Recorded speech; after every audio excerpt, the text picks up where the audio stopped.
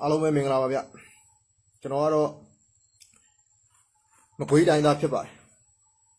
ခုလက်ရှိတောင်ဝန်ထမ်းဆောင်နေတာတော့ရှမ်းပြည်နယ်မြောက်ပိုင်းမှာကျွန်တော်ပြောချင်တာကမကွေးတိုင်းရဲ့သတင်းလေးတစ်ခုရလို့မကွေးတိုင်းစမောင်ဝဲမြို့နယ်ဧကရဲစခန်းရှိမှာ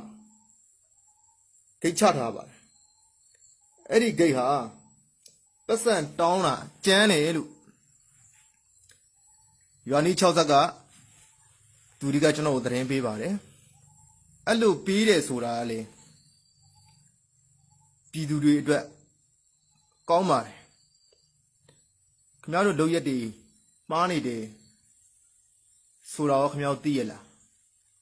ဂိတ်ချပေးထားတယ်ဆိုတာမတမာတဲ့သူတွေဝင်မလာအောင်လို့ဂိတ်ချပေးထားခြင်းဖြစ်ပါတယ်